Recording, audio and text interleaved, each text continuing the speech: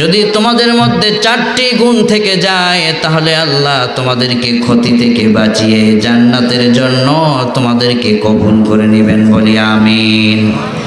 আল্লাহ পাক আমাদেরকে বলছেন 4 শ্রেণীর মানুষ তোমরা হও। 1 নম্বর, তোমরা সকলেই ঈমানদার হয়ে যাও। সূরাতুল আসরের ভিতরে রব্বুল আলামিন আমাদেরকে এই মেসেজটুকুন দিয়েছেন, ওয়াল আসর ইন্নাল ইনসানা লাফি খুসর ইল্লাল্লাযীনা আমানু ওয়া আমিলুস সালিহাতি ওয়া তাওয়াসাউ বিল হাক্কি ওয়া তাওয়াসাউ বিস সাবর। কোন সূরা? সূরাতুল আসর। পারেন তো আপনারা? পড়েন আমার সাথে, মাশাআল্লাহ। যুবকরা বলছে পড়েন, ওয়াল আসর ইন্নাল ইনসানা লাফি খুসর ইল্লাল্লাযীনা আমানু ওয়া আমিলুস সালিহাত ওয়া তাওয়াসাউ বিল হাক্কি ওয়া তাওয়াসাউ বিস সাবর। রাব্বুল আলামিন বললেন, ও দুনিয়ার মানুষেরা, সময়ের শপথ, আসরের শপথ করে আল্লাহ পাক সূরাটাকে শুরু করলেন। প্রথম দিকে বললেন ইন্নাল ইনসানা লাফি খুসর। এই দুনিয়াতে যত মানুষ আছে সবাই ক্ষতিগ্রস্ত হয়ে গেছে। রবকে আবার প্রশ্ন করলাম, ক্ষতিগ্রস্ত থেকে বাঁচার জন্য উপায় কি? আমরা ক্ষতিগ্রস্তদের কাতারে যেতে চাই না, জাহান্নামে জ্বলতে চাই না। আমরা দুনিয়ার ভিতরও সফল হতে চাই, আখেরাতেও মৃত্যুর পরে সফল হতে চাই। রব আমাদেরকে কয়, শোনো, তাহলে তোমাদের মধ্যে 4টা কোয়ালিটি তোমরা ঢুকিয়ে নাও। 1 নম্বর, ইল্লাল্লাযীনা আমানু ওয়া আমিলুস সালিহাত ওয়া তাওয়াসাউ বিল হাক্কি ওয়া তাওয়াসাউ বিস সাবর। 1 নম্বর, ক্ষতি থেকে বাঁচতে হলে ঈমানের আন্দোলনে শামিল হয়ে যাও। তোমাদের ঈমানকে তোমরা দৃঢ় করো, ঈমান করো সাহাবায়ে কেরামদের মতো। এরপরে ঈমানের সাথে সাথে নেক আমল করো। 3 নম্বরে, সদা সত্যের উপর অটল থাকো। 4 নম্বরে, সত্যের উপর অটল থাকতে গিয়ে ধৈর্যের উপর তোমরা দৃঢ়ভাবে দাঁড়িয়ে থাকো। এই 4টি কোয়ালিটি যাদের ভিতরে থাকবে, দুনিয়া আখিরাতের বড় বড় ক্ষতি থেকে আপন মালিক আল্লাহ সবাইকে বাঁচায় দিবে। কোন সুবহানাল্লাহ। আজকের পৃথিবী এই 4টি গুণে গুণান্বিত মানুষদেরকে খুঁজছে। জান্নাতের এই 4 শ্রেণীর মানুষদেরকে জান্নাতে তাদেরকে স্বাগত জানানো হবে। সে যুবক হতে পারে, সে বৃদ্ধ হতে পারে, সে শিশু হতে পারে, কিন্তু তার ভিতরেও এই কোয়ালিটিগুলো ঢুকিয়ে দেওয়ার দরকার আছে না নাই?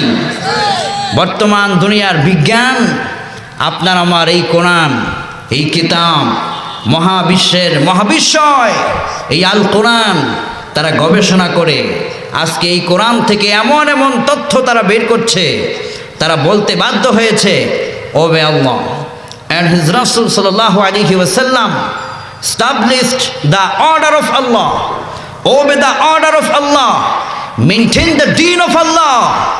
গবেষণা করার পরে প্রমাণ এসেছে, দুনিয়ায় যদি মুক্তি পেতে হয়, শান্তি পেতে হয়, আল্লাহ এবং আল্লাহ রসুলকে মানার পথেই উভয় জগতে শান্তি রয়েছে। চিল্লায় বলেন সুবহানাল্লাহ। দুনিয়ার বিজ্ঞান, বর্তমান দুনিয়ার বিজ্ঞান, ভূবিজ্ঞান ছোট্ট একটা মাটি নিয়ে গবেষণা করেছে। ছোট্ট একটা মাটির ভিতরে তারা আল্লাহ পাক রব্বুল আলামিনের পরিচয় তারা খুঁজে পেয়েছে। বলুন সুবহানাল্লাহ।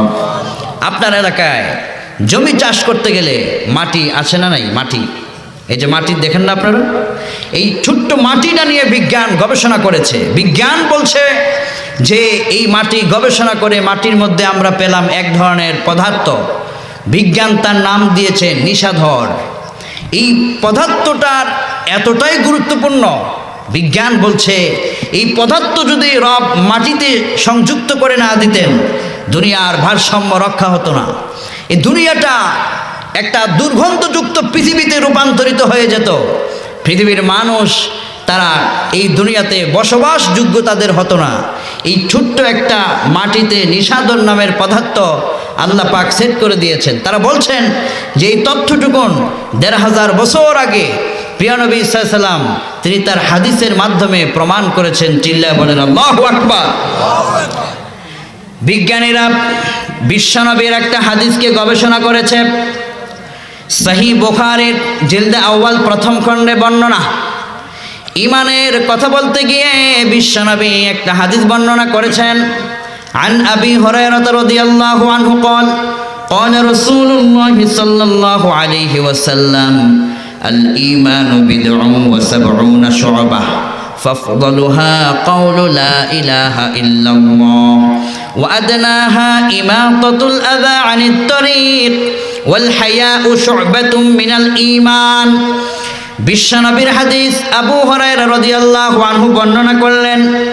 বিশ্বনবী বললেন ঈমানের ৭০টির বেশি শাখা প্রশাখা রয়েছে, তার মধ্য থেকে শ্রেষ্ঠ শাখা হচ্ছে এই ঘোষণা দেওয়া যে আল্লাহ ছাড়া কোনো ইলাহা নাই। আর ওয়াদনাহা ইমাতাতুল আযা আনিত তরিক, যখন রাস্তায় কোনো কষ্টদায়ক বস্তু পড়ে যায় ওই কষ্টদায়ক বস্তুকে সরিয়ে ফেলা হচ্ছে, এটিও ঈমানের একটি অঙ্গ। লজ্জাও ঈমানের একটি অঙ্গ।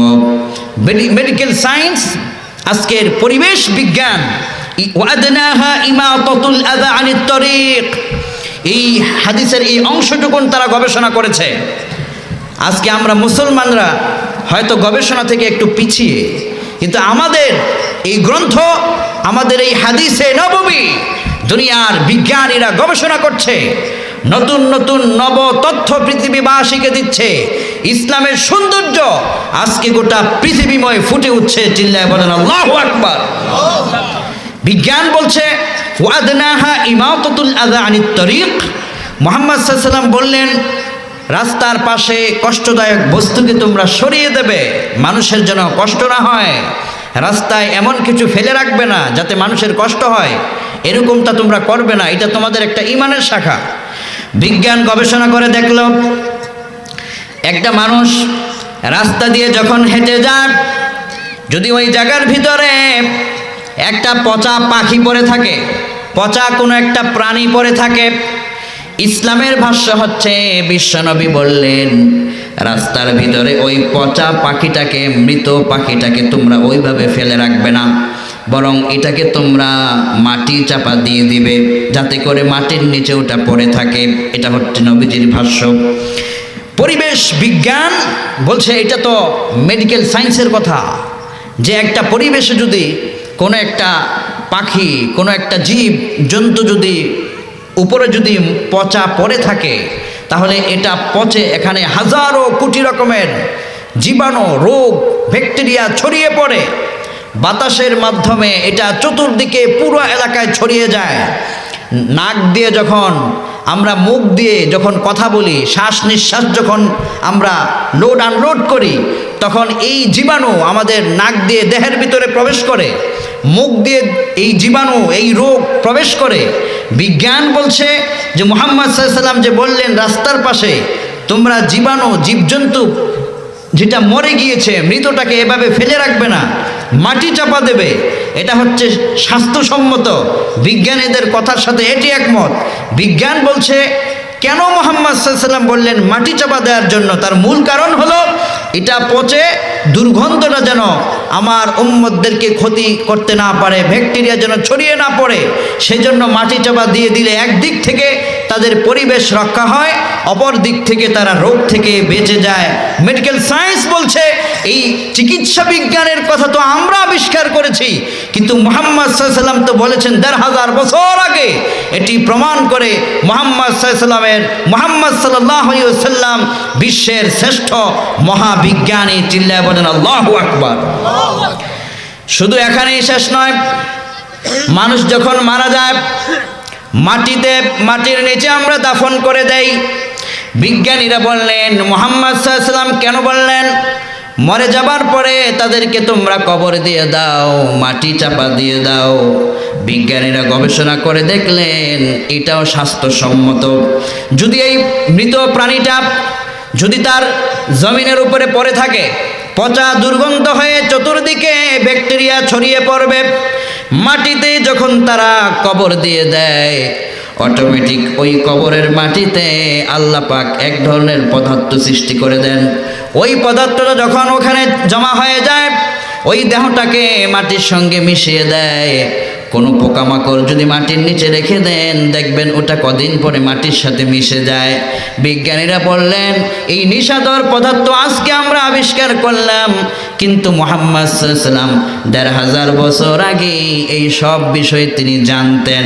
এই জন্য তার রেখে যাওয়া ধর্মটাই হচ্ছে আধুনিক স্বাস্থ্যসম্মত ধর্ম। কোন সুবহানাল্লাহ!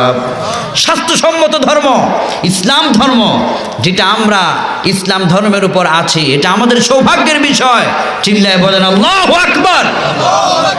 শুধু এখানেই শেষ নয়, দিনাজপুরের তাওহীদ জনতা, এই জন্য রব আমাদেরকে বলছেন, শোনো, পৃথিবীর বিজ্ঞানীরা চতুর্দিকে ইসলামকে নিয়ে আজকে গবেষণা শুরু করে দিয়েছে। ইসলামের গবেষণা যত বাড়বে, দিন দিন ইসলামের ভিতরে কাফের মুশরিকেরা দলে দলে তারা প্রবেশ করতে থাকবে। সুবহানাল্লাহ কোন। আজকের গোটা দুনিয়ার আপনার নিউজগুলো পড়ে দেখেন, খোদ আমেরিকায় আর তারপরে রাশিয়ার মস্কোতে, পৃথিবীর বিভিন্ন প্রান্তগুলোতে আজ ইসলামের জয় জয়গান ছড়িয়ে পড়ছে। মালয়েশিয়াতে ইসলামের জয়গান ছড়িয়ে পড়ছে। কাতার বিশ্বকাপে প্রিয় জাকির নায়েক হাফিজাহুল্লাহর বক্তব্য শুনে কালেমা পড়ে দলে দলে লোকেরা কালেমা পড়ে মুসলমান হচ্ছে। কোন আল্লাহু আকবার। যুগে যুগে ইসলামের দাওয়া এভাবেই ছড়িয়ে পড়বে। এজন্য রব বলেন, শোনো, তোমাদেরকে এই 4টি কোয়ালিটি নিয়ে সামনে এগিয়ে যেতে হবে। এই 4টি কোয়ালিটি তোমাদের ভিতরে যখন তোমরা রেখে দিবে, যুবকেরা তোমরা হবে সফল, বৃদ্ধ বাবারা তোমরাও হবে সফল, মায়েরাও হবে সফল। প্রত্যেককে সফল করে দিবেন যিনি, একমাত্র তিনি কে? 4 কোয়ালিটি। 1, ঈমানের সাথে থাকা। ঈমান এটি মানুষের শ্রেষ্ঠ দৌলত। একজন মানুষের যদি ঘর না থাকে, লক্ষ্য করুন ঈমান কত দাম। তাসদীকুন নবী বিজামিই মা জাআ বিহিন নবী সাল্লাল্লাহু আলাইহি ওয়াসাল্লাম। ঈমান মানে হচ্ছে ১৫০০ বছর আগে বিশ্বনবী আল্লাহর পক্ষ থেকে যা নিয়ে এসেছেন, সেগুলোকে মনে প্রাণে দৃঢ় বিশ্বাস করে মেনে নেওয়ার নাম হচ্ছে ঈমান। বিশ্বনবী সাল্লাল্লাহু আলাইহি ওয়াসাল্লাম আমাদেরকে ঈমান শেখাচ্ছেন, শোনো, এই বিষয়গুলোকে তোমরা তাসদীক করে বিশ্বাস করে যখন মনে প্রাণে মেনে নিবে, তখন তোমাদের নামটা ঈমানের খাতায় লিপিবদ্ধ হয়ে যাবে। বিশ্বনবী সাল্লাল্লাহু আলাইহি ওয়াসাল্লাম বলেন, শোনো, একজন মানুষের ঈমান নাই, কিন্তু বাড়ি আছে, ঘর আছে, টাকা আছে, পয়সা আছে, সম্পদ আছে, এই লোকটা যদি মারা যায়, এরপরে এই লোকটার 1 ফোঁটার মাটির মূল্যও থাকে না। আবার পক্ষান্তরে যদি আপনার দিনাজপুরের একটা দিন মজুর মানুষ, লোকটার থাকার ঘর নাই, বাড়ি নাই, টাকাও নাই, পয়সাও নাই, কষ্ট করে দিন অতিবাহিত করে, এই দিন মজুর লোকটা যদি ঈমান নিয়ে সে যদি মৃত্যুবরণ করে, ওই লাশটা তার কবরে রাখার সাথে সাথে লোকেরা দেখবে মাটির কবর, কিন্তু ওই দিন মজুর লোকটা ঈমান নিয়ে কবরে যাওয়ার কারণে কবরে শুয়ে শুয়ে দেখবে ওটা মাটির কবর নয়, যেন ফুলের বাগান হয়ে গেছে। শুধু ঈমান। যার ঈমান নাই, ঈমান ছাড়া লোকটা কবরে যাওয়ার পরে তার বিন্দু পরিমাণ মাটির মূল্য নাই, 1 ফোঁটা পানির মূল্য নাই। আবার ঈমান নিয়ে লোকটা গিয়েছে দুনিয়ায়, তার অর্থ ছিল না, ঈমানের কারণে তার কবরে দামটা বেড়ে যায়, আখিরাতে দামটা বেড়ে যায়। এই জন্য রব বলে, শোনো, তোমরা যদি ঈমানের উপর দৃঢ় থাকো, ঈমানের উপর যদি তোমরা প্রতিষ্ঠিত থাকো, তাহলে তোমাদেরকে আপন আল্লাহ তোমাদেরকে বন্ধু বানিয়ে নেবেন। সুবহানাল্লাহ কোন। কোরআন বলছে, আল্লাহু ওয়ালিয়ুল্লাযীনা আমানু ইউখরিজুহুম মিনায-যুলুমাতি ইলান-নূর ওয়াল্লাযীনা কাফারু আউলিয়াউহুমুত-তাগুত ইউখরিজুনাহুম মিনান-নূরি ইলায-যুলুমাত উলাইকা আসহাবুন নার হুম ফিহা খালিদুন। ঈমানের উপর যারা তোমরা অটল থাকবা, আল্লাহ পাক তোমাদেরকে দুনিয়ার সকল অন্ধকার থেকে টেনে বের করে নেবেন, ইলান নূর জান্নাতের দিকে তোমাদেরকে আল্লাহ পাক কবুল করে নেবেন। ঈমানের কারণে তোমরা একটা ঈমান এমন একটা স্টেশন পা রাখবে ঈমানের জায়গায়, ওই পা তোমাদের চলে যাবে জান্নাতের জায়গায়। সুবহানাল্লাহ কোন। আবার আল্লাহ বলেন ঈমানের কারণে ওয়াবাশশিরিল্লাযীনা আমানু ওয়া আমিলুস সালিহাতি আন্না লাহুম জান্নাতিন তাজরি মিন তাহতিহাল আনহার কুল্লামা রুযিকু মিনহা মিন সামারাতির রিজকা। ও দুনিয়ার মানুষেরা, ঈমানটা নিয়ে যদি পরকালে উঠতে পারো, বাশশিরিল্লাযীনা আমানু ওয়া আমিলুস সালিহাত আন্না লাহুম জান্নাত, ঈমানের টিকিটটা নিয়ে যদি কবরে যেতে পারো, পরকালে উঠতে পারো, পরম করুণাময় আল্লাহ তোমার জন্য জান্নাতের সুসংবাদ রেখে দিয়েছেন। সুবহানাল্লাহ কোন। ঈমান এটি পৃথিবীর মানুষের সবচেয়ে সেরা দৌলত, সম্পদ। একজন মানুষের বেঁচে থাকার জন্য খাদ্য যেমন জরুরি, একজন মানুষের বেঁচে থাকার জন্য অক্সিজেন গ্রহণ করা যেমন জরুরি, একজন মানুষকে বেঁচে থাকার জন্য তার হিউম্যান বডি স্ট্রং থাকাটা, তার ব্রেইন, তার সকল হিউম্যান বডি, হিউম্যান স্ট্রাকচার, তার সকল কিছু, তার স্ট্রং থাকাটা যতটাই জরুরি, তার থেকেও বেশি জরুরি হচ্ছে পরকালে মুক্তির জন্য ঈমানের ইস্তেকামাত। জোরে বলি সুবহানাল্লাহ।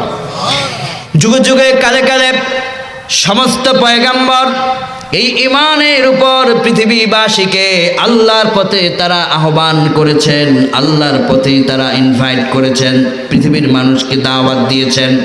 শোনো দুনিয়ার মানুষেরা, ইন্নামাল মুমিনুনাল্লাযীনা ইযা যুকিরাল্লাহু ওয়াজিলাত কুলুবুহুম ওয়া ইযা তুলিয়াত আলাইহিম আয়াতুহু যাদাতুহুম ঈমানা ওয়া আলা রাব্বিহিম ইয়াতাওয়াক্কালুন। তোমাদের সমাজের ভিতরে, তোমাদের গ্রামের ভিতরে, তোমাদের মানুষদের ভিতরে ইন্নামাল মুমিনুনাল্লাযীনা ইযা যুকিরাল্লাহ, আল্লাহর দৃষ্টিতে প্রকৃত মুমিন তো তারাই। রব বলছেন ইযা যুকিরাল্লাহ ওয়াজিলাত কুলুবুহুম, আল্লাহর নাম স্মরণ হওয়া মাত্রই তাদের কলিজাটা আল্লাহর ভয়ে কেঁপে ওঠে। আর ওয়া ইযা তুলিয়াত আলাইহিম আয়াতুহু যাদাতুহুম ঈমানা, যখন তাদের সামনে কোরআন তেলাওয়াত করা হয়, কোরআনের আলোচনা করা হয়, এই কোরআনের আলোচনাটা যখন তারা শুনে, তাদের ঈমান যদি থাকে জিরো পর্যায়ে, আমার আল্লাহ তাদেরকে ঈমানের ময়দানে হিরো বানায়া দেয়। সুবহানাল্লাহ কোন। তাদের জীবনটা যদি শূন্য থাকে, তাদেরকে আল্লাহ পাক উপরের স্তরে পৌঁছে দেন, তাদের মর্যাদা আল্লাহ পাক এতটাই বাড়িয়ে দেন। রব বলছেন যখন ওয়াইদা তুলিয়াত আলাইহিম আয়াতুহু যাদাতুহুম ঈমানা, এই কোরআনের কারণে তাদের ঈমানটা বেড়ে যায়। ঈমানের কারণে, কোরআনের সাথে সম্পর্ক থাকার কারণে ঈমান যখন বেড়ে যায়, যাদাতুহুম ঈমানা ওয়া আলা রাব্বিহিম ইয়াতাওয়াক্কালুন, এই লোকগুলো, এই মানুষগুলো আল্লাহ ছাড়া কারো উপর নির্ভর করে না, একমাত্র রবের উপর তারা নির্ভর করে চলে। মহিলা প্যান্ডেল একটু বলি দেন, আপনারা একটু চেপে চেপে বসেন, অনেক মহিলা দাঁড়িয়ে আছে পিছনে। আচ্ছা, মহিলা প্যান্ডেলে অনেক মায়েরা দাঁড়িয়ে আছেন, আপনারা একটু চেপে চেপে বসলে যারা দাঁড়িয়ে আছেন তারা যেন বসার সুযোগ পায়। মায়েরা যারা আপনারা মহিলা প্যান্ডেলে সামনের দিকে আছেন, মাঝে আছেন, আপনারা একটু চেপে চেপে সামনের দিকে বসুন, যাতে করে পিছনের মায়েরা, বোনেরা তারা যেন বসার সুযোগ পায়। আল্লাহ পাক আমাদের এই উপস্থিতি কবুল করুক, সবাই বলি আমিন। তো যেটা বলছিলাম, একজন মানুষের ঈমান হচ্ছে শ্রেষ্ঠ দৌলত। কত শ্রেষ্ঠ দৌলত দেখেন, আল্লাহ পাক বলছেন যাদাতুহুম ঈমানা, যখন তারা আল্লাহর কোরআনের আলোচনা শুনতে থাকে, এই যে আপনারা শুনতেছেন, এই যে আপনারা এখন বসে বসে শুনতেছেন, যাদাতহুম ঈমানা। আপনি যদি এখানে আলোচনা শোনার আগে ঈমান যদি আপনার থেকে থাকে 10%, এই মুহূর্তে আলোচনা কোরআন শোনার কারণে আপনার ঈমানের স্তরটা পৌঁছে গিয়েছে 100%। বলেন সুবহানাল্লাহ। এটা কোরআনের ভাষ্য। যাদাতহুম ঈমানা, তাদের ঈমানটা বেড়ে যায়, এত পাওয়ারফুল হয়ে যায়। যদি তাদের ঈমানের স্তরে তারা থাকে জিরো, তাদেরকে আল্লাহ হিরো বানাইয়া মৃত্যুবরণ করায়। সুবহানাল্লাহ কোন। মূলত এই ঈমানের সাথে যারা থাকে তাদের জীবনটাই বেড়ে যায়, সম্মানটাই বেড়ে যায়। রব এজন্য বললেন যাদাতহুম ঈমানা ওয়া আলা রাব্বিহিম ইয়াতাওয়াক্কালুন। যখন তাদের ঈমান বেড়ে যায় তখন তারা আপন রব আল্লাহর উপর নির্ভর করে চলে। দুনিয়ার কোনো কাফের বেঈমানের উপর তাদের নির্ভরতা থাকে না, রবের উপর তারাই নির্ভর করে। আবার রব বললেন, শোনো, যারা ঈমানের উপর ইস্তেকামত থাকতে চায়, প্রতিষ্ঠিত থাকতে চায়, তারাই মসজিদের সাথে সম্পর্ক রাখতে চায়। এই যে আপনাদের মসজিদ উন্নয়নের কথা বলেছেন, মসজিদের সাথে তাদের একটা সম্পর্ক হয়ে যায়। ইন্নামা ইয়ামুরু মাসাজিদাল্লাহি মান আমানা বিল্লাহ ওয়াল ইয়াউমিল আখির ওয়া আকামাস সালাতা ওয়া আতাজ যাকাতা ওয়া লাম ইয়াখশা ইল্লাল্লাহ ফাআসা উলাইকা আন ইয়াকুনু মিনাল মুহতাদিন। ওই মোমেনগুলো আল্লাহর উপর ঈমান যারা রাখে, আল্লাহর ঘর তারা নির্মাণের কাজে সহযোগী হয়ে যায়, আল্লাহর ঘরের জন্যে তারা সময় দেয়, আল্লাহর ঘরের জন্যে তাদের হৃদয় দেয়। মান আমানা বিল্লাহি ওয়াল ইয়াউমিল আখির, ঈমানের সাথে তারা আল্লাহর উপর বিশ্বাসের সাথে সাথেই আখিরাতের প্রতি তারা বিশ্বাস রাখে। ওয়া আকামাস সালাতা ওয়া আতাজ যাকাত, তারা সালাতের সাথে তারা সম্পৃক্ত থাকে, সালাত কায়েমের সাথে তাদের জীবনটাকে মিলিয়ে নেয়। আর যখন তারা ধনী হয়ে যায় তখন তারা মালের যাকাত দিয়ে দেয়। লাম ইয়াখশা ইল্লাল্লাহ, এই মানুষগুলো আল্লাহ ছাড়া আর কাউকে ভয় করে না, আল্লাহর জন্যে তাদের গোটা জীবনটা তারা দিয়ে দিতে প্রস্তুত থাকে। সুবহানাল্লাহ কোন। হযরত বেলাল আল্লাহর জন্য জীবনটাকে কুরবান করেছেন। আজকের এই যুবকগুলো আল্লাহর জন্য জীবনটাকে কুরবান করেছেন। এই মুহূর্তে খেলা চলতেছে, কিন্তু একটার পরে একটা খেলা চলতেছে। স্ক্রিনের সামনে যুবকেরা বসে আছে, তার যেই যুবকগুলো কিছু মায়েরা আছে যুবকদেরকে টেলিভিশনের স্ক্রিনে বসিয়ে রেখে তাদেরকে একটু পর পর চা পাঠায়, তুই চা খা, এরপরে টেলিভিশন দেখ। গোল একটার পর পর কয়টা হবে আমাকে শুধু জানাবে, এরকম মাও আছে না নাই? মা, আপনি আপনার সন্তানকে শেষ করে দিলেন। দিনাজপুর যদি এরকম মা থাকেন, আপনি আপনার সন্তানকে শেষ করে দিয়েছেন। আপনার উচিত ছিল সন্তানকে বলা যে আমার ছেলে, তুমি এটা না দেখে তুমি অন্তত 2টা মিনিট একটু কোরআনের আলোচনা শোনো, 2টা মিনিট তোমার পড়াশোনার কাজে তুমি ব্যয় করো, নিজেকে এস্টাবলিশ করার জন্য সেখানে ব্যয় করো। কিন্তু মা বুঝে না বলেই বলছে ছেলে কয়েক মিনিট পর পর গোল কয়টা হয়েছে আমাকে হলো আপডেট খবর দেয়। মায়েদেরও এই ব্যাপারে সচেতন হওয়া দরকার। কিন্তু এই যুবকগুলো যারা আজকের এই টেলিভিশন ছেড়ে কোরআনের প্রোগ্রামে বসেছে, এই যুবকগুলোর কপালকে আল্লাহ জান্নাতি কপাল বানাক। সবাই বলে আমিন। হযরত বেলাল ঈমানের জন্য জীবনটাকে কুরবান করেছেন, আর আজকে আপনারা কোরআনের জন্য খেলা ছেড়ে দিয়ে কোরআনের জন্য জীবন কুরবান করেছেন। বেলালের মতো আল্লাহ আপনাদেরকেও কবুল করুক, আমিন বলেন। বেলাল তার জীবনটা কিভাবে কুরবান করেছেন দেখেন। আল বিদায়া ওয়ান নিহায়ার ভিতরে ইবনু কাসির ব্যাখ্যা করেছেন, হাফিজুল হাদিস ইমাম ইবনে কাসির রহমাতুল্লাহি আলাইহি তিনি সুন্দর করে তিনি উপস্থাপন করছেন। হযরতে বেলাল যখন তিনি ঈমান গ্রহণ করলেন, ওই উমাইয়া গোত্রের কাফেরেরা বেলালের উপর চূড়ান্তভাবে নির্যাতন শুরু করে দিল। এত নির্যাতন করল, শুনলে আপনার হৃদয়টা নরম হয়ে যাবে, ভয়ে থরথর করে কলিজা কাঁপে। ঈমানের জন্য তারা কত কুরবান করেছেন, ঈমানের জন্য তারা কত ছাড় দিয়েছেন। শুধু আল্লাহর জন্য তারা তাদের জীবনটাকে কতটুকুন তারা সাধনা করেছেন। হযরতে বেলালকে বলছে, ও বেলাল, শুনলাম তুমি নাকি ঈমান এনেছ, তো ঈমানটা তুমি ছেড়ে দাও। যদি ঈমান তুমি ছেড়ে না দাও তাহলে বেলাল তোমাকে গ্রেফতার করা হবে। বেলাল বললেন, আমি যখন একবার ঈমান গ্রহণ করেছি, এই জবান দিয়ে যে একবার আল্লাহ পাকের ঈমানের ঘোষণা দিয়েছে, দ্বিতীয়বার এই জবান দিয়া আল্লাহর বিরুদ্ধে ঘোষণা আসতে পারে না। চিল্লা এখন সুবহানাল্লাহ। উমাইয়া ইবনে খালাফ বলছে, বেলাল তুমি আমার চাকর, আমার গোলাম, যদি তুমি ঈমান ছেড়ে না দাও, মুহাম্মদ সাল্লাল্লাহু আলাইহি ওয়াসাল্লামের সাথে সম্পর্ক কাট যদি না করো, তাহলে তোমাকে গ্রেফতার করা হবে, প্রয়োজনে তোমাকে ফাঁসিতে ঝুলিয়ে দেওয়া হবে। বেলাল কি বলছে দেখেন। বেলাল রাদিয়াল্লাহু আনহুকে মরুভূমির উত্তপ্ত বালির উপর শোয়ায় দিয়া হযরতে বেলালের উত্তপ্ত বালির উপর শোয়া বেলালের উপরে পাথর চাপা দিয়ে দেওয়া হয়েছে। হযরতে বেলালের শরীর থেকে রক্ত বেয়ে বেয়ে পড়তেছে। বেলালকে বলা হচ্ছে, রে বেলাল, একটা মানুষকে যদি জমিনে শোয়া তার পিঠের উপর পেটের উপর বিশাল পাথর চাপা দেওয়া হয়, ওই লোকটার কতটা কষ্ট হতে পারে।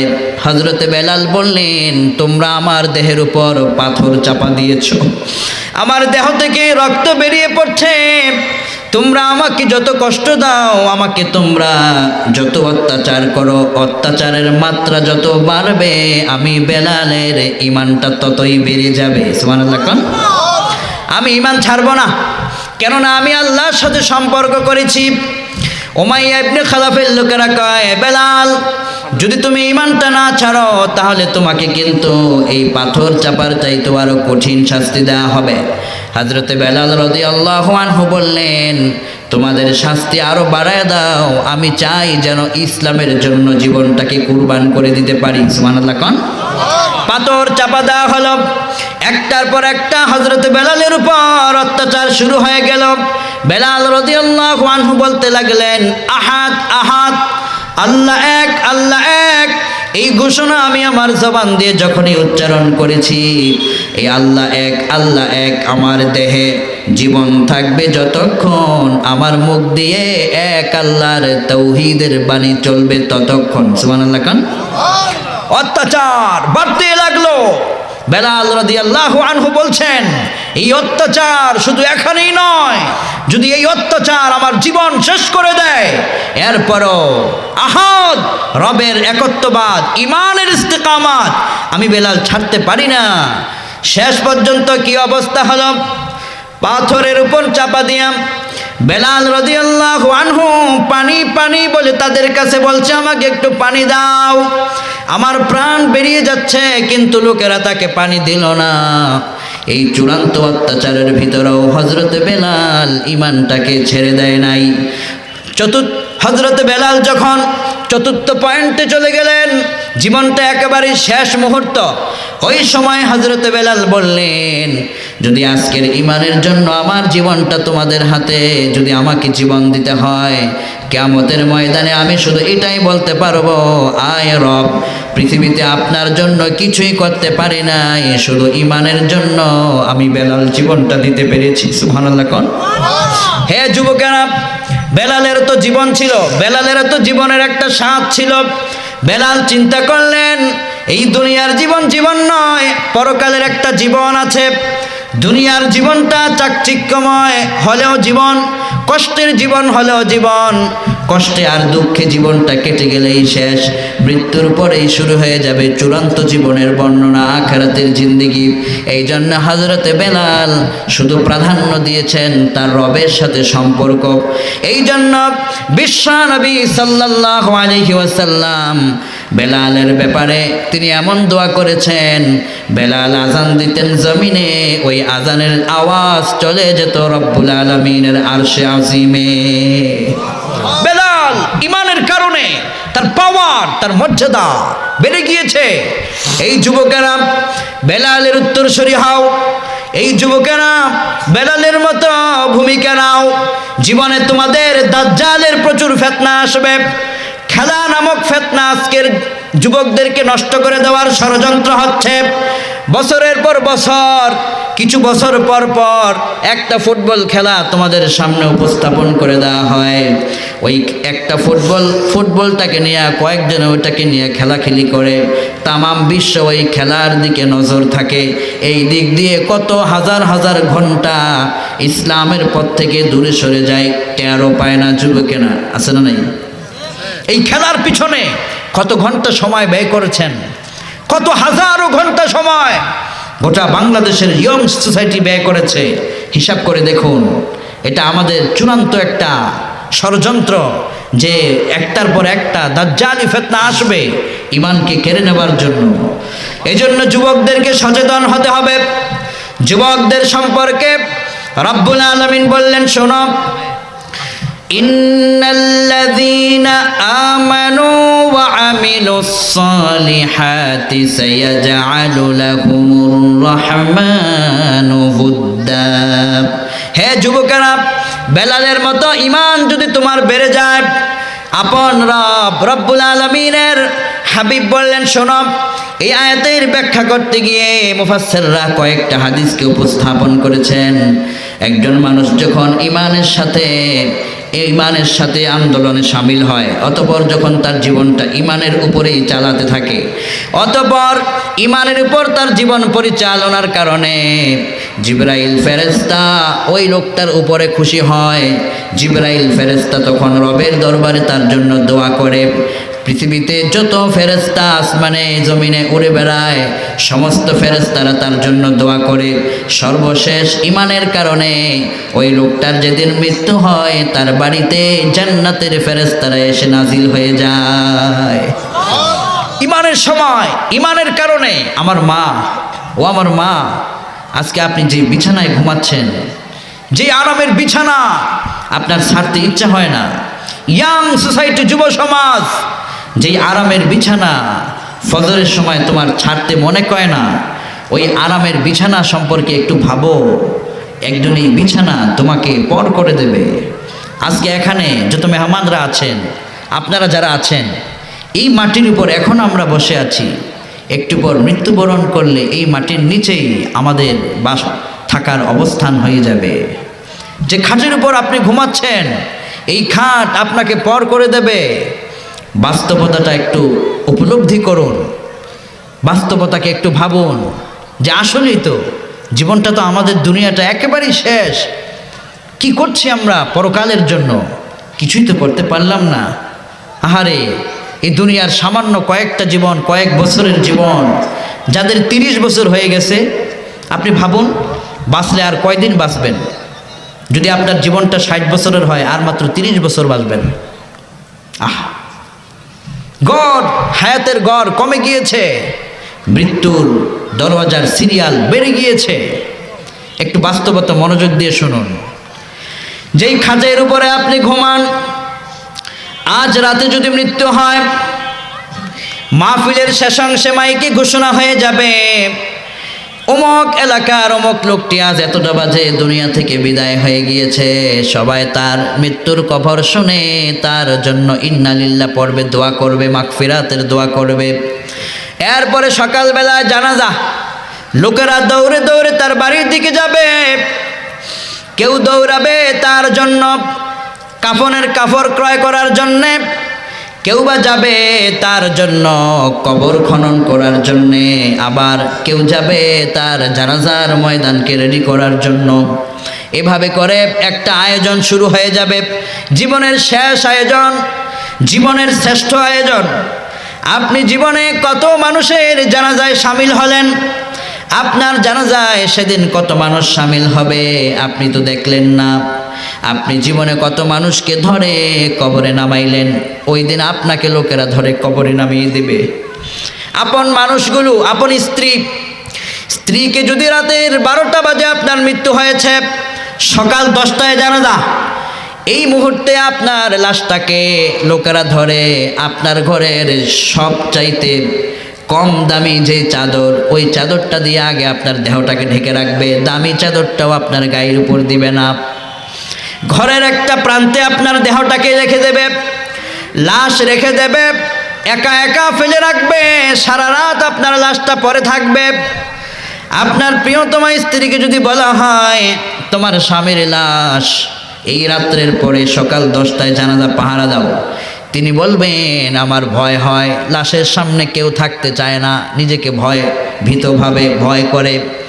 মৃত্যুর পরে আপনার হাতের দামি ঘড়িটা লোকেরা খুলে রাখবে, আপনার ব্যবহারের স্মার্টফোনটা এই ফোনের মালিক আরেকজন হয়ে যাবে, আপনার ব্যবহৃত কম্পিউটারের মালিক আরেকজন হয়ে যাবে, আপনার আইফোনের মালিক আরেকজন হয়ে যাবে, আপনার দামি দামি ব্লেজারের মালিক আরেকজন হয়ে যাবে।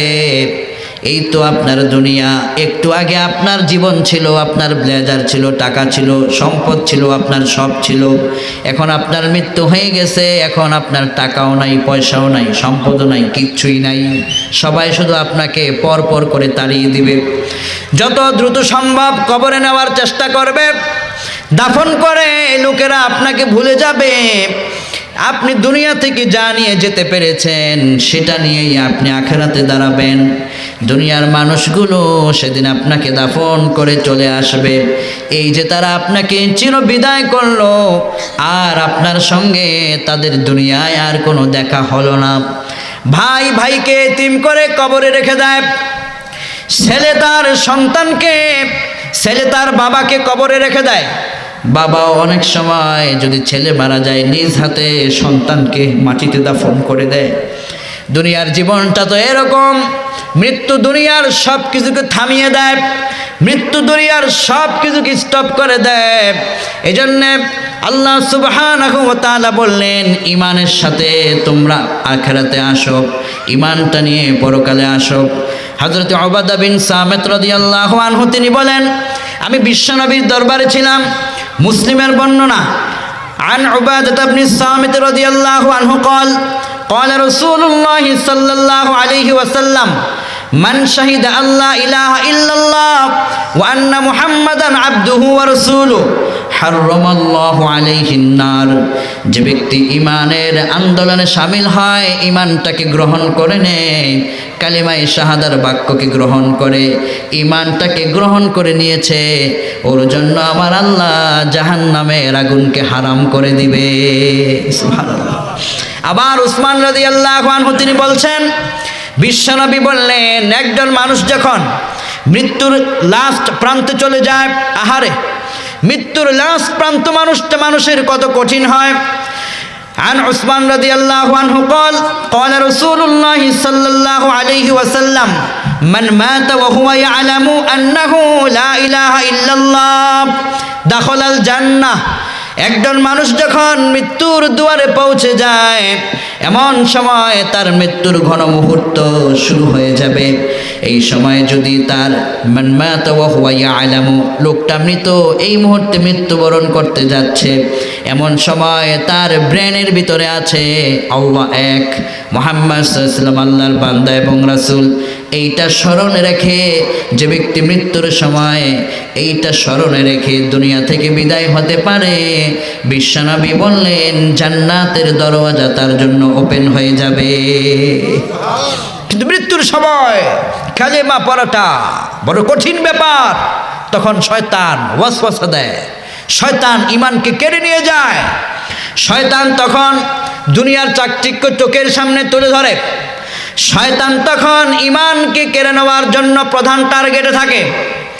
এজন্য বিশ্বনবী বললেন, দুনিয়ার ভিতরে ঈমানের সম্পদের চেয়ে বড় কোনো সম্পদ তোমাদের নাই।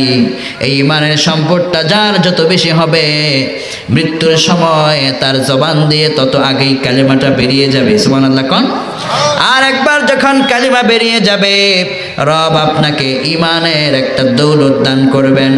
বিশ্বনবী বললেন, শোনো, যখন তোমরা ঈমানের উপর থাকো, মৃত্যুর দুয়ারে যখন তোমরা পৌঁছে যাবে, ওই সময় যদি ঈমানের সহিত থাকো, আমি আল্লাহ, আমার আল্লাহ পাক আসমান থেকে তোমার বাড়িতে দলে দলে সেদিন রহমতের ফেরেশতা নাজিল হবে। সুবহানাল্লাহ কোন। দিনাজপুরের ঘর, ছোট্ট কুড়ে ঘর, এই ঘরে আপনার এমপি সাহেব যদি হঠাৎ করে আসে, আপনি কত খুশি হবেন।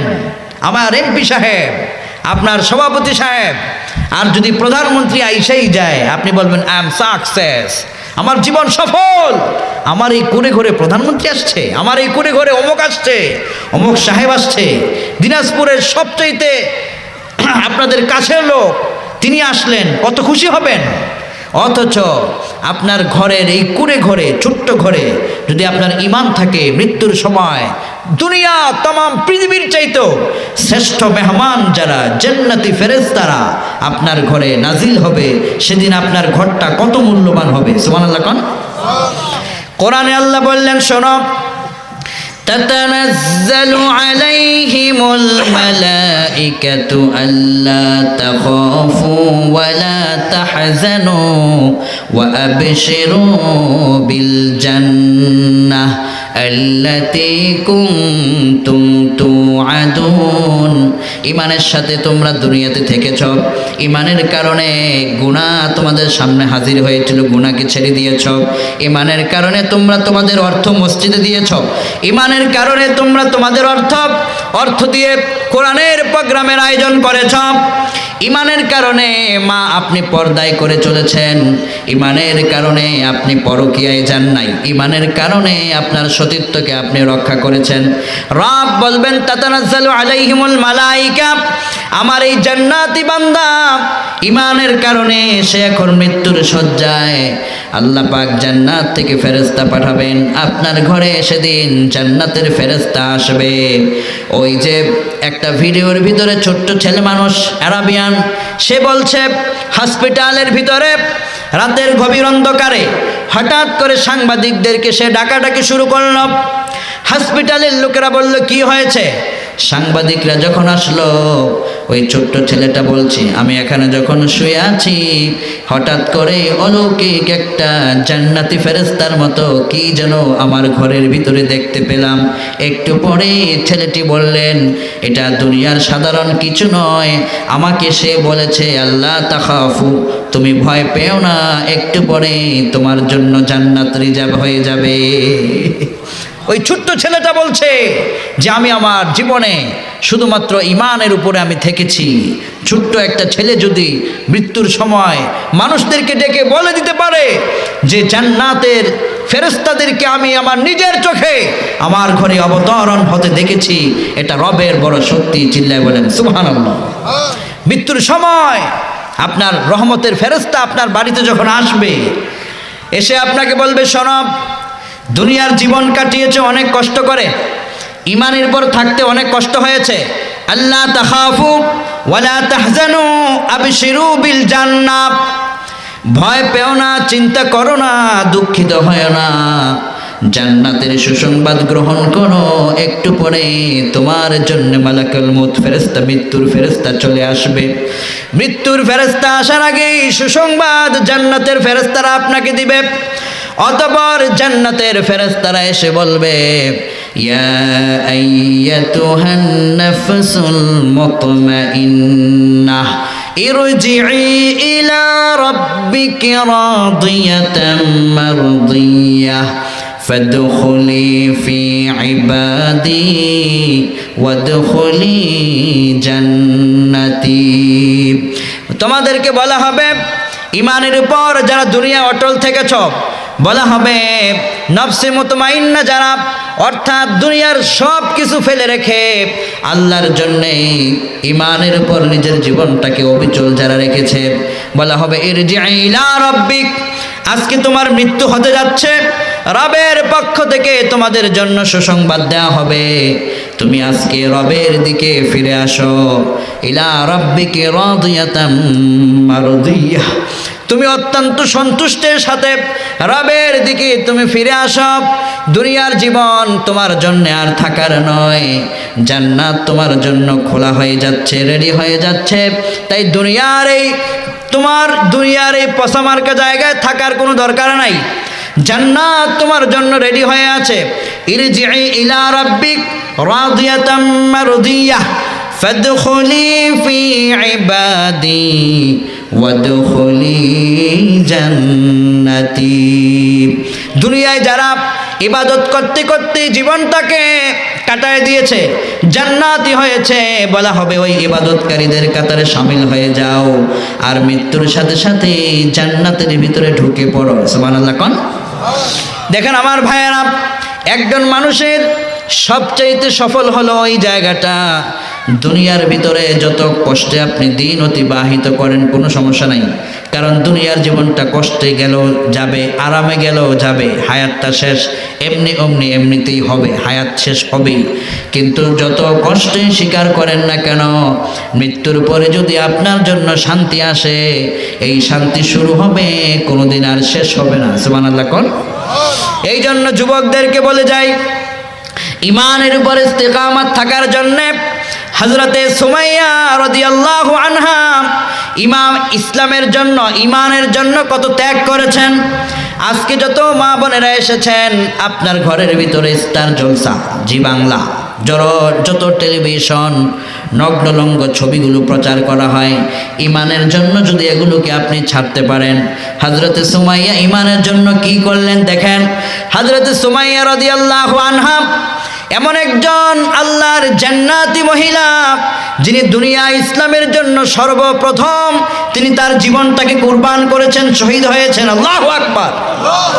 একজন বৃদ্ধা মহিলা ছিল, তাফসীরের ভিতরে এসেছে সুমাইয়া রাদিয়াল্লাহু আনহা বৃদ্ধা একজন মহিলা ছিল।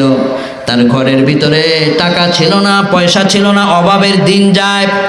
আহারে সকালে খেলে দুপুরে খাবার পায় না, দুপুরে খেলে রাত্রে তার ঘরে খাবার নাই। সুমাইয়া এভাবে করে বৃদ্ধা একজন মহিলা, কিন্তু ইমানের ব্যাপারে তিনি অটল ছিলেন। লোকেরা তাকে বলল, সুমাইয়া তুমি নাকি মুহাম্মদ সাল্লাল্লাহু আলাইহি ওয়াসাল্লামের উপরে ঈমান আনছ। সুমাইয়া কয়, হ্যাঁ আমি আব্দুল্লাহর ছেলে মুহাম্মদ সাল্লাল্লাহু আলাইহি ওয়াসাল্লামের উপর ঈমান এনেছি, কালেমা পড়েছি। লোকেরা বলছে তুমি বৃদ্ধা মানুষ, তোমার ঘরে খাবার নাই, আর ঈমান নিয়ে তুমি পড়ে আছো। সুমাইয়া রাদিয়াল্লাহু আনহা বললেন, ঈমানের এমন একটা মজা পেয়েছি, তামাম দুনিয়াতে যদি না খেয়েও থাকতে হয়, এরপরেও ঈমানের মজা আমি ছাড়তে পারি না। সুবহানাল্লাহ কোন। অতঃপর সুমাইয়া রাদিয়াল্লাহু আনহা বৃদ্ধা মানুষ, তাকে ডাকা হলো। কাফেরেরা তাকে ডেকে ময়দানের ভিতরে নিয়ে গেল। বলা হচ্ছে, ও সুমাইয়া তুই ঈমান ছেড়ে দে। সুমাইয়া রাদিয়াল্লাহু আনহা বলছে, ঈমান ছাড়া যাবে না, কারণ এটার মজা আমি পেয়েছি, তোমরা সেটা বুঝবে না।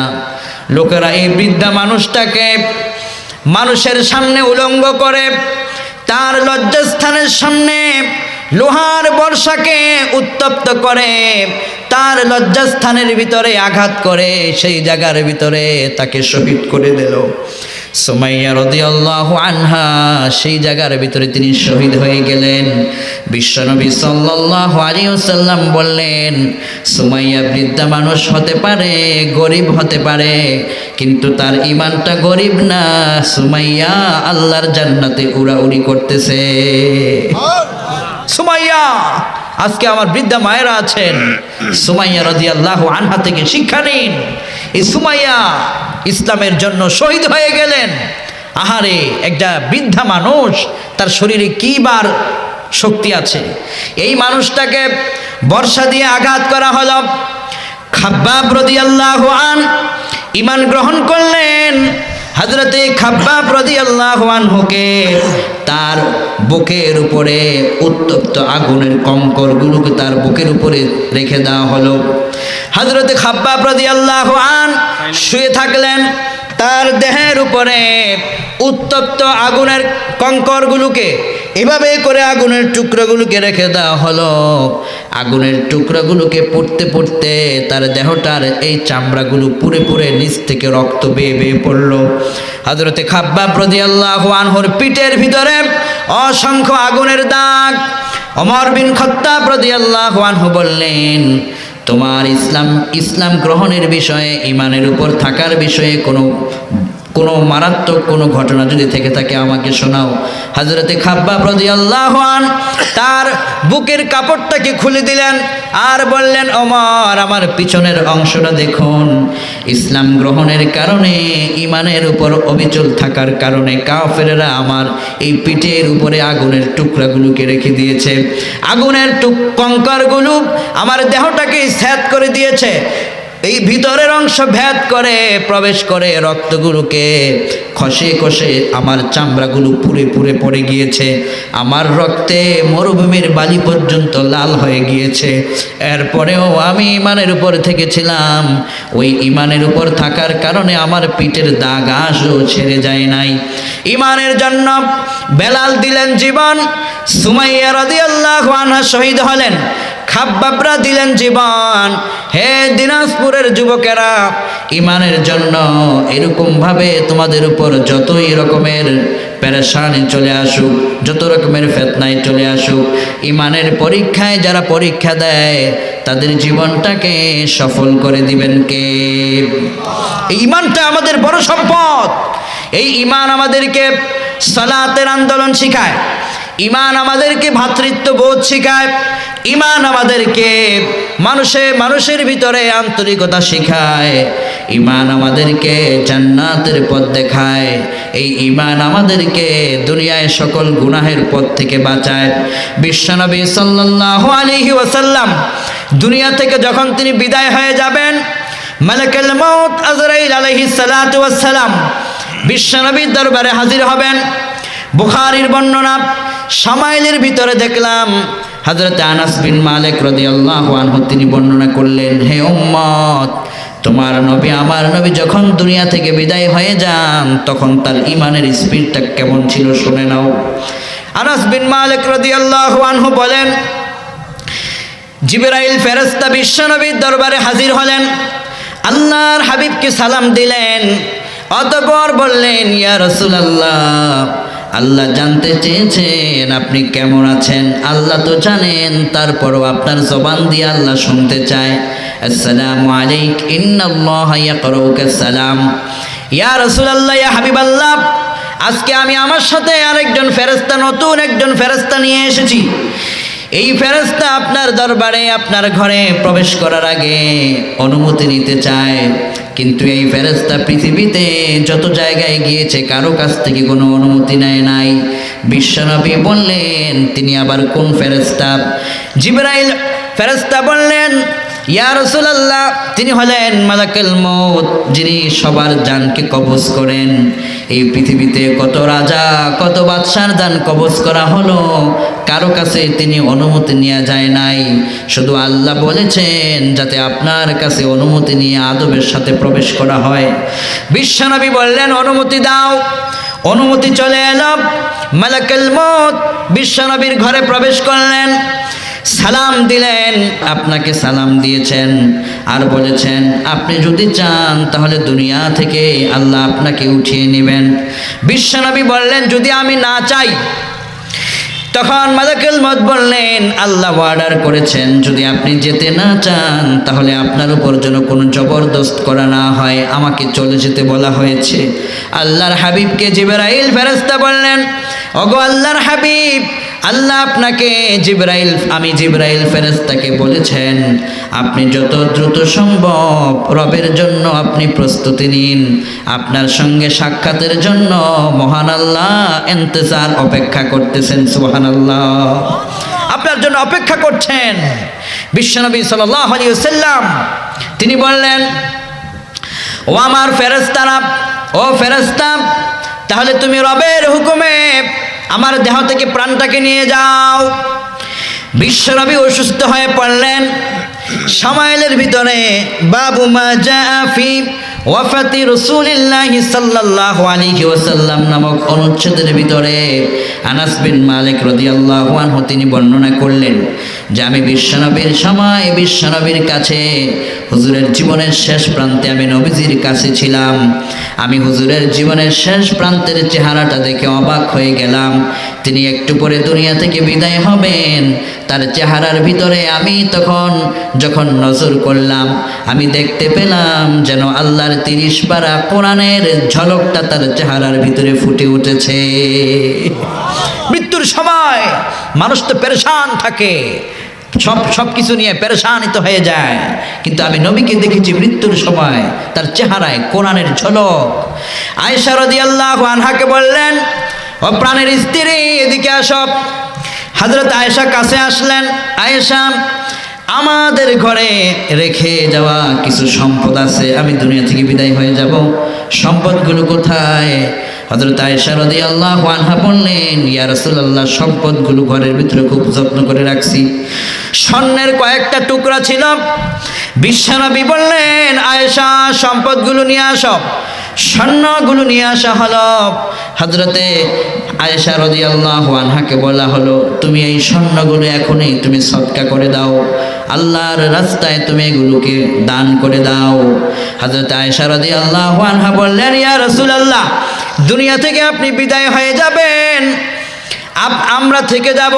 দুনিয়ায় থাকতে হলে এই সম্পদগুলো তো অনেক যত্ন করে রাখা হয়েছে। বিশ্বনবী বললেন, আমি এমন একটা মুহূর্তে আল্লাহর দরবারে যেতে চাই যেন রবকে দেখাতে পারি, আয় রব, তোমার জন্য আমার জীবনটাকেও দিয়ে এসেছি, আমার ঘরের ভিতরে সম্পদ যা ছিল তাও তোমার রাস্তায় আমি দান করে এসেছি। স্বর্ণগুলো দান করা হয়ে গেল। হযরত ফাতেমা রাদিয়াল্লাহু আনহা বিশ্বনবীর এই অবস্থা দেখে কাঁদতে লাগলেন। আল্লাহর হাবিব ডাকলেন ফাতেমা রাদিয়াল্লাহু আনহাকে। বিশ্বনবী কানে মুখে বললেন, ফাতেমা, তুমি কেঁদো না, আমার ইন্তেকালের পরে আমার পরিবারের ভিতরে সবচাইতে যার সাথে আগে দেখা হয়ে যাবে তুমি সেই ফাতেমা, তুমি কেঁদো না, কান্না করো না, দুনিয়ার জীবনটা এরকমই চলে যেতেই হবে, কান্না করো না। বিশ্বনবী দেখলেন নামাজের মসজিদের জামাতের দৃশ্য। মুসলিম, বুখারী, শামায়েল কয়েকটা গ্রন্থ প্রমাণ করেছে বিশ্বনবী সাল্লাল্লাহু আলাইহি ওয়াসাল্লাম হযরতে আবু বকর সিদ্দিক রাদিয়াল্লাহু আনহুকে জামাতের ইমামতির জন্য পারমিশন দিলেন। হুজুর এতটাই অসুস্থ হয়ে গেলেন, বিশ্বনবী একটু পরে অজ্ঞান হয়ে যায়, আবার ওনার জ্ঞান ফিরে আবার অজ্ঞান হয়ে যায়। যখনই বিশ্বনবীর জ্ঞান ফিরল, হযরতে আয়েশাকে বললেন, ওগো আয়েশা, আমার উম্মতের কি অবস্থা, নামাজের জামাতের কি অবস্থা, আমাকে শোনাও। ওগো ইয়া রাসূলুল্লাহ, হযরতে আবু বকর আমার বাবার ইমামতিতে জামাত শামিল হচ্ছে, জামাত আপনার উম্মতেরা ছুটে যেতে দেয় নাই। সাহাবাই কেরাম পঙ্গপালের মতো দৌড়ে নবীজির দরবারে ছুটে এসেছেন। আবু বকর কান্দে, ওমর কান্দে, উসমান আলী রিদওয়ানুল্লাহি তাআলা আলাইহিম আজমাইন সাহাবাই কেরামদের চোখে পানির বন্যা পেয়ে যাচ্ছে। আহারে, বিশ্বনবীকে আমরা হারাবো আর নবীজির পিছনে সালাত আদায় আমাদের হবে না, নবীজির পিছনে আর আমাদের জিহাদের ময়দানে শামিল হবে না। বিশ্বনবী দুনিয়া থেকে বিদায় হয়ে যাবেন। হযরতে আবু বকর সিদ্দিক রাদিয়াল্লাহু আনহু সবচাইতে বেশি কান্না করেছেন। হযরতে সাহাবাই কেরাম বিশ্বনবীর জন্য পাগল হয়ে যাচ্ছেন।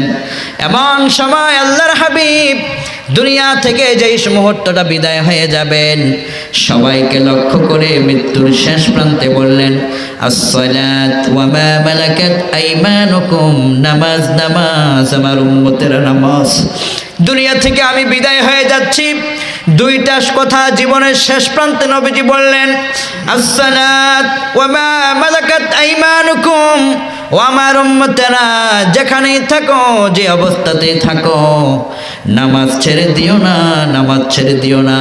আর তোমরা তোমাদের অধীনস্থদের দায়িত্ব দেখভাল করিও, তোমাদের অধীনস্থ স্ত্রীদের হক সঠিকভাবে আদায় করবা। তোমার অধীনস্থ কোনো কাজের লোক, তার উপর অধিকার ঠিকমতো আদায় করবা। তোমার স্ত্রীকে তুমি যা খাবে তাও খাওয়াবা, তুমি যা পড়বে তোমার স্ত্রীকে তা পড়াবা, তাকে তুমি কষ্ট দিও না, তার গালের ভিতরে আঘাত দিও না। স্ত্রীদের উপর, তারা দুর্বল মানুষ, তাদের উপর তোমাদের সর্বোচ্চ ভালোবাসা তোমরা তাদের উপর প্রয়োগ করবা। আর সালাত এর সাথে তোমরা জীবনটা সম্পৃক্ত রাখবা। বিশ্বনবী সাল্লাল্লাহু আলাইহি ওয়াসাল্লাম দোয়া করলেন, আল্লাহুম্মা রাফিকিল আ'লা আল্লাহর দরবারে সর্বোচ্চ বন্ধু বিশ্বনবী হয়ে গেলেন। নবী দুনিয়া থেকে বিদায় হয়ে গেলেন। আল্লাহর হাবিব দুনিয়া থেকে বিদায় হওয়ার শেষ প্রান্তে নবীজি কলিজার টুকরা ফাতেমার কথা বললেন না, স্ত্রীর কথা বললেন না, হাসান হুসাইন আলী সাহাবাদের কারো কথা বললেন না, মৃত্যুর সময় ধন সম্পদের কথা বললেন না, মৃত্যুর সময় তিনি তার নিজের কথাও, নিজের পার্সোনাল কথাও তিনি বললেন না।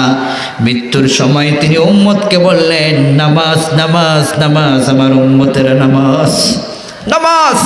মৃত্যুর সময় উম্মতকে তিনি বুঝায় গেলেন যে আমার মৃত্যুর লাস্ট প্রান্তে এসে আমি তোমাদেরকে নামাজের জামাআতের দৃশ্য তোমাদেরকে আমি দেখায় গেলাম। এই আবু বকরের ইমামতিতে যেভাবে জামাত চলছে, কিয়ামত পর্যন্ত আমার উম্মতদের এভাবে করে সালাতের জামাত চলবে। এই দৃশ্য গোটা দুনিয়ায় ছড়িয়ে যাবে, গোটা দুনিয়ায় ইসলামের জয় জয়গান ছড়িয়ে পড়বে। সুবহানাল্লাহ বলে। বিশ্বনবী মৃত্যুর সময়, দুনিয়া থেকে বিদায় হবার সময় জামাতের কথা বলে গেলেন, দুনিয়া থেকে বিদায় হওয়ার সময় নামাজের কথা বলে গেলেন। যে নবীজি দুনিয়া থেকে বিদায় হওয়ার সময় নামাজের কথা বলে গেলেন, উম্মতদেরকে নামাজের কথা আহ্বান করে গেলেন, সেই উম্মত নবীজিকে ভালোবাসে দাবি করে কিন্তু নামাজ পড়ে না, ওই লোকের ঈমান পূর্ণাঙ্গ হবে না। ঠিক কিনা বলেন? ঈমানের পূর্ণাঙ্গতা শামিল করতে হলে শুধু বললেই হবে না ভালোবাসি, বিশাল সাইনবোর্ড লাগায় বিশ্ব আশিক রাসূল সম্মেলন, নামাজের খবর নাই, নারী পুরুষ একসাথে নাচানাচি, আছে না নেই? এগুলো ভণ্ড নামের কলঙ্ক। বাংলাদেশে সবচাইতে ভণ্ডদের বেশি আখড়া, যারা ভালোবাসার দাবি করে কিন্তু সুন্নাহ মানে না, এরা সবচাইতে ধোঁকাবাজ, ফিতনাবাজ। ঠিক কিনা? ভালোবাসার দাবি করলে হয় না, পালনের মাধ্যমে নিজেকে সবার সামনে উপস্থাপন করতে হয়। হে আমার মা বোনেরা, হযরত রাসূল আরবী সাল্লাল্লাহু আলাইহি ওয়াসাল্লাম মৃত্যুর সময় যেই সালাতের আহ্বানটা দিয়ে গেলেন, ও আমার মা, ওই সালাতের প্রতি আপনার নিজের জীবনটা কতটুকু যত্নবান আপনি করতে পেরেছেন? হযরত রাসূল আরবী সাল্লাল্লাহু আলাইহি ওয়াসাল্লাম বললেন, একটা মা, একটা মহিলা, এই যে শীতকাল চলছে, আহারে যুবক, যখন ফজরের আজান হয় ওই সময় যুবক আরও তার ঘুমটাকে নতুন করে স্টার্ট করে, অথচ ফজরের সময় বিশ্বনবী সাল্লাল্লাহু আলাইহি ওয়াসাল্লাম বলছেন, জান্নাত থেকে ফেরেশতারা পৃথিবীর জমিনে নাজিল হয়, যারাই ফজরের সালাতে শামিল হয় ওই রহমতের ফেরেশতাদের রহমতের বাতাস তারা সবাই পেয়ে মুগ্ধ হয়ে যায়। সুবহানাল্লাহ। কোন সকালবেলায় বিশ্বনবী বলছেন, মান সাল্লা সুবহ ফাহুয়া ফি জিম্মাতুল্লাহ, সকালবেলায় যদি কোনো ব্যক্তি ফজরের সালাত একদিন পড়লো, ওই দিন সারাদিন সে ব্যক্তি আল্লাহর রহমতের ছায়ায় আবৃত থেকে গেল। সকালবেলায় ফজরের সালাত। আয়েশা রাদিয়াল্লাহু আনহা বললেন, বিশ্বনবীর দরবারে তিনি উপস্থিত, বললেন, ইয়া রাসূলুল্লাহ, 2 রাকাত নামাজের মূল্য কত বেশি, যদি আপনি আমাদেরকে একটু বলতেন। হে যুবক, আজকে এখানে যত যুবক ভাইরা এসেছেন, আজকের যুবক ভাইরা তাদেরকে মন থেকে দোয়া দিতে মনে চায়, তাদের এই উপস্থিতি দেখলে চোখ থেকে পানি নেমে আসে, মন থেকে দোয়া করতে মনে চায়। এমন যুবক এই মাহফিলের ভিতরে আজকে তোমরা যারা এই মুহূর্তে বসে আছো, তোমাদেরকে মাহফিল শেষে এই মাহফিলের সভাপতি সাহেব এই কমিটি যাওয়ার সময় তোমাদের হাতে 1000 করে কসকসে নোট দিয়ে দিবে নাকি? দিয়ে দিবে? আমরা কিসের জন্য বসছি? সবাই বলেন, কার জন্য? একটু বাস্তবতাটা ভাবুন। অথচ আমরা দেখেছি অনেক রাজনৈতিক প্রোগ্রামগুলোতে বিরিয়ানি দেওয়া হয়, টাকা দেওয়া হয়, তারপরে গাড়ির টিকিট দেওয়া হয়, ফ্রি নেওয়া হয়, এরপরেও এতক্ষণ পর্যন্ত তারা পঙ্গপালের মতো ছুটে এসে বসে থাকে না। কিন্তু একমাত্র এই কোরআনের ময়দানে যে যুবক তুমি বসে থাকলা, কিছুই তোমাকে দেওয়া হবে না, এরপরও তুমি বসে থাকলা, এটাই প্রমাণ করে যে তুমি তোমার রবের কাছে কবুল হয়ে গিয়েছ। আলহামদুলিল্লাহ। একজন যুবক সে কমেন্টস করলো অনলাইনে আমাদের একটি আলোচনা, প্রায় 18 মিলিয়ন কোটির উপর চলে গেছে ওই আলোচনাটা। এটা যুবক সেখানে কমেন্টস করেছে যে 12 মিনিটের এই আলোচনায় আমার গোটা জীবনটাকে পরিবর্তন করে দিল। রাত গভীরে যখন এই আলোচনাটা শুনি, আমার চোখের থেকে অযোধ্যরায় চোখের পানি ঝরে। আমি আগে নামাজ পড়তাম না, এখন থেকে নামাজ আমি ছাড়ি না। আলহামদুলিল্লাহ বলেন। আমি তো মনে করি এই একজন যুবক, একটা মাত্র যুবক, সে যদি হাসরের ময়দানে দাঁড়িয়ে যায়, আমি বলবো আল্লাহ ওই যুবকটাকে আমাকে খুঁজতে হবে, যে যুবকটা বলেছে যে 12 মিনিটের আলোচনা আমার জীবনটাকে চেঞ্জ করে দিয়েছে। 12 মিনিটের আলোচনায় আমি আগে নামাজ পড়তাম না, এখন থেকে নামাজ ছাড়ি না। আমি মনে করি এটা যুবকের জন্য জীবনের সবচাইতে বড় পাওয়া। এর চেয়ে বেশি আর কি হতে পারে? দুনিয়ার জীবন এই চাকচিক্য কিছুই থাকবে না। আপনি যে ফেসবুকে পোস্ট করেছেন, ফেসবুকের লেখাটা থেকে যাবে, আপনি থাকবেন না। আপনার ফেসবুকের আইডি জায়গা মতো থেকে যাবে, আপনার টিকটক, আপনার ভিডিও, আপনার এডিটিং এসব থেকে যাবে, কিন্তু আপনি থাকবেন না। সব পরে থাকবে জায়গা মতো। এই জন্য যুবকদেরকে বলি, যুবক ভাইয়েরা, শুধুমাত্র 2 রাকাত ফজরের নামাজ ছাড়বেন না। যত কষ্টে থাকেন, যত ঘুম চোখে থাকুক, 2 রাকাত ফজরের নামাজটা ছাড়বেন না। ফলে কি হবে দেখেন, আয়েশা রাদিয়াল্লাহু আনহা মুসলিমের বর্ণনায় বলছেন, বিশ্বনবী সাল্লাল্লাহু আলাইহি ওয়াসাল্লাম বলছেন যে রাকাতুল ফজর খায়রুম মিনাদ দুনিয়া ওয়া মা ফিহা। একজন যুবক যদি 2 রাকাত ফজরের নামাজ পড়ল, শেষ 2 রাকাত নামাজ শেষ, এই 2 রাকাত নামাজটাকে যদি একটা পাল্লায় দেয়া হয়, খায়রুম মিনাদ দুনিয়া ওয়া মা ফিহা, মুসলিমের বর্ণনায় এই 2 রাকাত নামাজ যদি এক পাল্লায়, তাম দুনিয়াটা অপর পাল্লায়। শুধু দুনিয়া নয়, এই দুনিয়াতে যত স্বর্ণ আছে, হীরা মণি মুক্তা স্বর্ণ, কোটি কোটি টাকা ব্যাংক ব্যালেন্স, এই অর্থ, এই বিশাল বিশাল ভবনগুলো, দালানগুলো, এই কোটি কোটি টাকার সম্পদগুলো যদি একটা পাল্লায় দেয়া হয়, তাম দুনিয়াটাকে যদি একটা পাল্লায় দেয়া হয়, যুবক তোমার 2 রাকাত ফজরের নামাজ যদি অপর পাল্লায় দেওয়া হয়, বিশ্বনবী বলছেন খায়রুম মিনাদ দুনিয়া ওয়া মা ফিহা, তোমার 2 রাকাত নামাজের মূল্য তাম পৃথিবী থেকে আল্লাহর কাছে বেশি উত্তম হয়ে যাবে।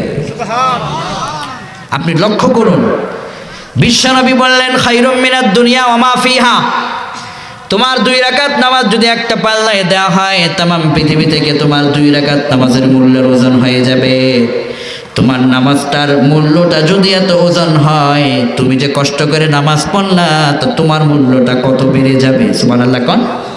যুবকদেরকে বলি, একটা প্রতিযোগিতা নেন, 6:30 কি 35-এ সূর্য উদয় হয়। মসজিদের জামাতগুলো যতটাই হয়, আপনার এলাকার মসজিদের জামাতের সাথে আপনার ঘড়ির একটা টাইম মেনটেন করে নেন।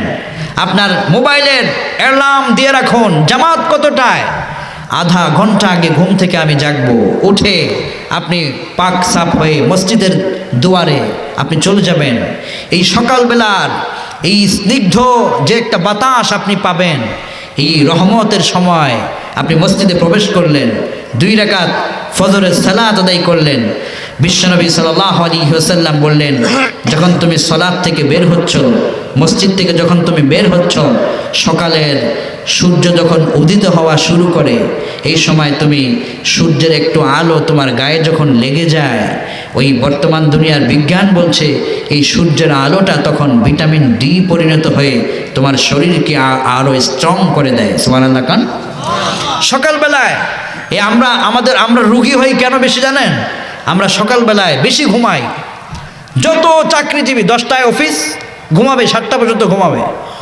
এই যে ওই সময় সূর্য উঠে যায়, সূর্যের আলোটা আমরা পাই না। কিন্তু বিশ্বনবী সাল্লাল্লাহু আলাইহি ওয়াসাল্লাম যে বললেন সকালে ওঠো, সকালে যখন সূর্যের আলোটা আপনার গায়ে লেগে যাবে, ভিটামিন ডি পাবেন, শরীরে আপনার এনার্জি হবে। এই ভিটামিন ডি কি করে জানেন? মেডিকেল সায়েন্স বলছে আপনার এই দেহের বিভিন্ন জায়গায় হালকা হালকা ব্যথা হয়, যখন আপনার বিভিন্ন জোড়াগুলো ব্যথাযুক্ত হয়ে যায়, এই ভিটামিন ডি আপনার ব্যথাগুলোকে দূর করে যখন সূর্য উঠে যায় আপনি হাঁটতে হাঁটতে আপনি আপনার কাজে চলে গেলেন, দিনের প্রথম কাজটা সালাতুল ফজর দিয়ে শুরু হলো, ওই দিনের সারাটা দিন ফাহুয়া ফি জিম্মাতুল্লাহ, আল্লাহর রহমতের ছায়ায় আপনি আবৃত হয়ে থাকবেন। সুবহানাল্লাহ বলেন।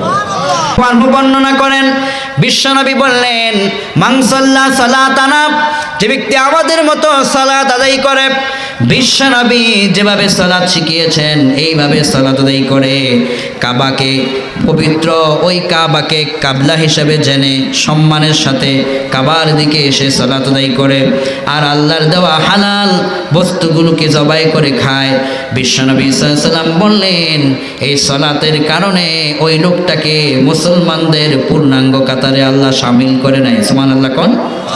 এই জন্য আসুন আজকের এই প্রোগ্রামের আমাদের একটা প্রতিজ্ঞা হোক যে আমরা আমাদের জীবনটাকে নামাজের রঙে রঙিন করব, ইমানের রঙে রঙিন করব। বেলাল, সুমাইয়া, হযরতে খাব্বাব রিদওয়ানুল্লাহি তাআলা আলাইহিম আজমাইন, তাদের মতো জীবনটাকে আমরা সাজিয়ে নিব। আল্লাহ তুমি আমাদেরকে তৌফিক দিও, সবাই বলি আমিন। ক্ষতি থেকে বাঁচার জন্য 1 নম্বর ইমানের সাথে জীবনকে চালানো, 2 নম্বর এই দুনিয়ার ভিতরে যতদিন থাকবেন ততদিন বেশি বেশি নেক আমল চালিয়ে যাবেন, যেখানে আপনি আমল দেখবেন সেখানে আপনি নেক আমল করবেন। আল্লাহ রাব্বুল আলামিন বললেন, ইন্নাল্লাযীনা আমানু ওয়া আমিলুস সালিহাতি কানাত লাহুম জান্নাতুল ফিরদাউসি নুজুলা। তুমি যখন নেক আমল করবে ইমানের সাথে, জান্নাতকে তুমি খুঁজতে হবে না, ইন্তেকালের পরে জান্নাত নিজে তোমাকে স্বাগত জানানোর জন্য তৈরি থাকবে। জান্নাতকে খুঁজতে হবে না, জান্নাত তোমাকে খুঁজবে। সুবহানাল্লাহ বলেন। জান্নাত তোমাকে খুঁজবে, তোমার নেক আমলের কারণে জান্নাত তোমাকে খুঁজবে। তারপরে 3 নম্বরে দুনিয়ার ভিতরে যতদিন থাকবেন, 3য় গুণ হলো সত্যের উপর অবিচল থাকবেন। সমাজের ভিতরে ন্যায় সততা প্রতিষ্ঠা করার সংগ্রাম নিজের ভিতরে রাখা, সত্যের পথ থেকে যেন দূরে সরে না যায় সেই বিষয়ে নিজেকে আত্মনিয়োগ করা। রব্বুল আলামিন বললেন, শোনো, ইয়া আইয়ুহাল্লাযীনা আমানুত্তাকুল্লাহ ওয়া কুলু কাওলান সাদীদা। যখনই কোনো কথা বলবা সত্যের কথা ছড়িয়ে দেবা, সত্যের আন্দোলনে শামিল হবা। সত্য যেখানে থাকবে সেখানে তোমার উপস্থিতি থাকবে, যেখানেই মানুষের কল্যাণের কাজেই তোমার উপস্থিতি থাকবে। 4 নম্বরে তোমার এই জিন্দগিটা যতই কাটাবা, দুনিয়ার ভিতরে ইমানের উপর থাকতে গেলে, সত্যের উপর থাকতে গেলে, নেকের কাজে থাকতে গেলে, তখন তোমার জীবনটার ভিতরে শয়তানি ওয়াসওয়াসা আসবে। ওই সময় ধৈর্যের সাথে আল্লাহর কাছে সাহায্য চেয়ে যাবে। তাহলে রব বলছেন, তোমার মতো ধৈর্য ধারণকারীর সঙ্গে আপন আল্লাহ তার রহমতের ছায়াগুলো বিছিয়ে দিবেন। সুবহানাল্লাহ কোন। ওয়াবাশশিরিস সাবিরিন, তোমার জন্য ওই ধৈর্য ধারণকারীদের জন্য সুসংবাদ নাজিল হয়ে যাবে। ইন্নাল্লাহা মা'আস সাবিরিন, আর যারা এভাবে করে ধৈর্যের সাথে থাকে রব্বুল আলামিন ধৈর্য ধারণকারীদের সাথেই আছেন। সুবহানাল্লাহ কোন। জীবনটাকে পরিচালনার জন্যে, দুনিয়ার জীবনে সাকসেস হওয়ার জন্যে, আখিরাতের জীবনে সাকসেস হওয়ার জন্যে ঈমান, নেক আমল, সত্যের উপর চলা, সত্যের উপর চলতে গিয়ে ধৈর্য ধারণ করা, এই 4টি কোয়ালিটি যাদের জীবনের মধ্যে পাওয়া যাবে, বিশ্বনবী সাল্লাল্লাহু আলাইহি সাল্লামের বার্তা হলো তাদের জন্য, বাশশিরিল্লাযীনা আমানু ওয়া আমিলুস সালিহাত আন্না লাহুম জান্নাত, তাদের জন্য জান্নাত অপেক্ষা করবে। আল্লাহ এই 4 গুণওয়ালা মহান ব্যক্তিদের কাতারে তুমি আমাদের সবাইকে শামিল করে নাও, বলি আমিন। আমাদের আজকের এই প্রোগ্রামের সকল ইয়াং সোসাইটি, যুব সমাজ কষ্ট করে যারা আয়োজন করেছে তাদেরকে তুমি এই 4 গুণে গুণান্বিত করো। মা বোনেরা যারা আছে সবাইকে করো। এখানে আমরা যারা আছি আমাদের সবাইকে এই 4 গুণে গুণান্বিত হয়ে আমরা যেন জান্নাতি হয়ে দুনিয়া থেকে বিদায় হতে পারি। আল্লাহ তুমি আমাদেরকে তৌফিক দাও, জীবনের সকল গুনাহ ক্ষমা করো, সবাই বলি আমিন।